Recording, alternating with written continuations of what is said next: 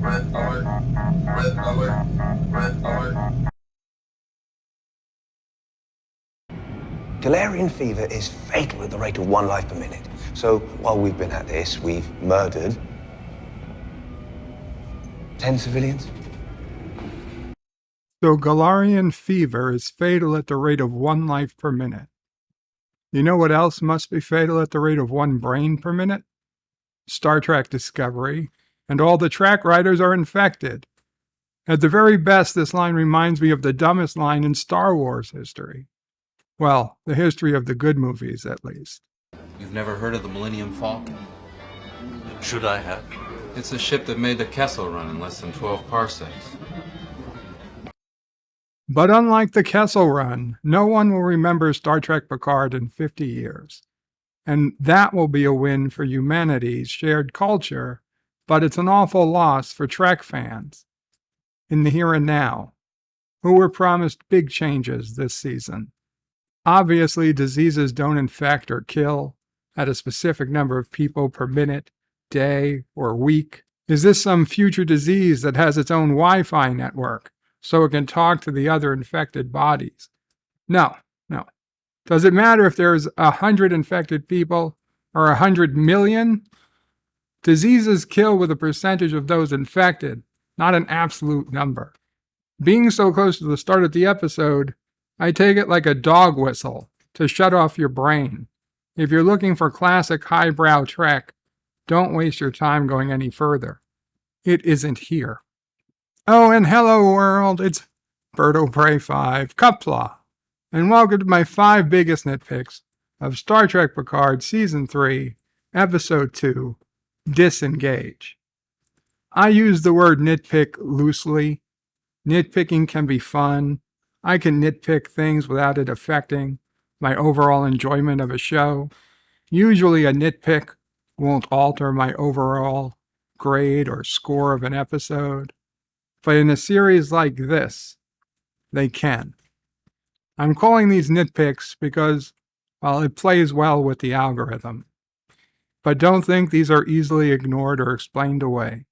The final one truly hurts. But first, let's move on to number 2. 118, should you continue, do not join the dead. Why are you hamstringing me? What do you know that I don't know? Do not engage. Look, you're my handler, right? Whoever you are. I am requesting an in-person meet. Denied. There's so much more to this scene which really slows down the episode, but only so much I can play without the CBS Paramount bots getting angry. Though the more we cut Raffi, the better. She is an insufferable character. Since her introduction, Raffi has always been portrayed as entitled, despite never earning her attitude. She makes poor life decisions and would literally be the worst person in the cast to be a Starfleet intelligence officer. And I see I gave the writers too much credit last week when I thought she was being bamboozled by a rogue AI. But for this specific nitpick, she is demanding her handler fill her in on a plan after being ordered in no uncertain terms to stand down. Who is she to think that she is owed any explanation? That's not how the spy business works. Imagine if every spy was briefed on every detail of every operation. If she was captured, she could be tortured into giving everything away. There are very good reasons spies don't get told the whole picture. You don't get to change the rules because you don't like it. What's worse, though, is that they will write it that her insubordination no doubt saves the day, rather than ruins her career, like it should. On to number 3.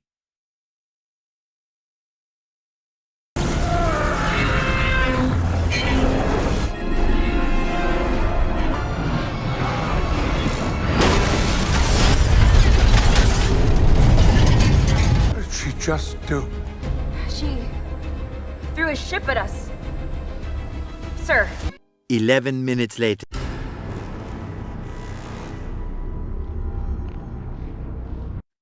Okay, so I admit the Shrike taking the Elleos in a tractor beam and flinging it at the Titan looked badass.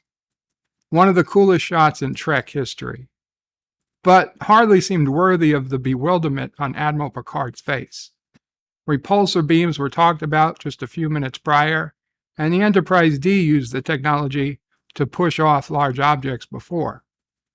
However, the main nitpick here is that you see the Elleos collide with the top of the saucer section of the Titan.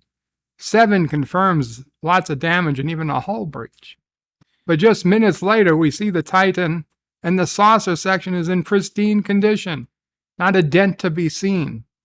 I understand that if filming using a physical model of a ship, it's hard to show damage, but in this era of CGI ships, it's not too much to ask for some scrapes and some burns at least. Now for nitpick number 4. On screen. Good afternoon. I believe it is afternoon in Sol System. Wait, could you say that again? Good afternoon. I believe it is afternoon in Sol System. Listen, I don't play this next clip lightly. But he's a retard or something. The long-awaited introduction of Amanda Plummer, the daughter of Christopher Plummer, aka Commander Chang himself, and her very first line is beyond stupid. I believe it's afternoon in the Sol System. Lady, it's not even afternoon on Earth, let alone an entire system.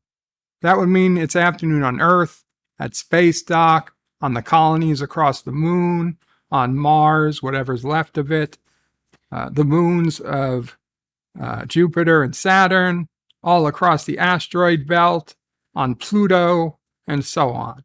All at precisely the same time. Maybe she meant official Starfleet time, assuming they keep some central clock in San Francisco or Paris or wherever.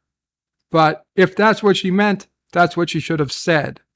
Because attributing the time of day to an entire system is moronic. And for those who want to claim the Federation keeps a standard time, we know on Deep Space Nine, which was a Federation-run station, they used the Bajoran clock with their 26-hour days. So no way they were on standard Federation time. This is again just piss-poor writing. The entire effing system. I have a headache, but it only gets worse.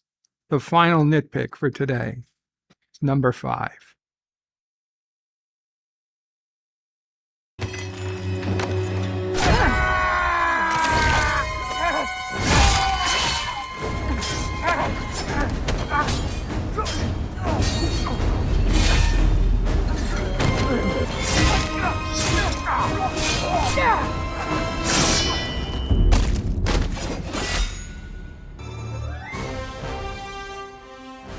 I told you, do not engage.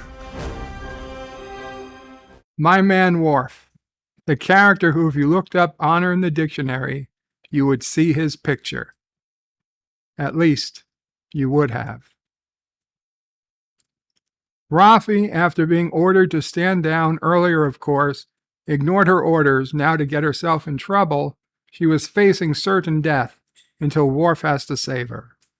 To do so, he has to kill 3 armed and no doubt well-trained bodyguards. But then he uses his new-to-us Klingon sword, not a mek'leth, to decapitate an unarmed Ferengi, literally half his size. And don't tell me the Ferengi was armed with a knife. That knife was what Raffi used to stab him, through his hand. He merely pulled it out. He was in no position to attack Worf. There was no honor in his killing. Worse, from a Starfleet intelligence perspective, he just killed a man that he could have interrogated for more intel from the underworld. Worf wasted his personal honor to save Raffi's life and did an unknowable amount of damage to Starfleet intelligence as a whole. The more I watch this scene, the angrier it makes me that they ruined Worf. I get it, as an actor, Michael Dorn has to do what they give him. But this is why I do not want Terry Matalas anywhere near Deep Space Nine. 2 episodes in, we already have a body count of at least 8, and at one point, 2 decapitated heads on the floor of a single scene. Anyone claiming this is a return to TNG, what are you drinking? Because it's not prune juice. I can tell you that. That's been my 5 biggest nitpicks with Picard, Episode 2. Until next time, Bird out.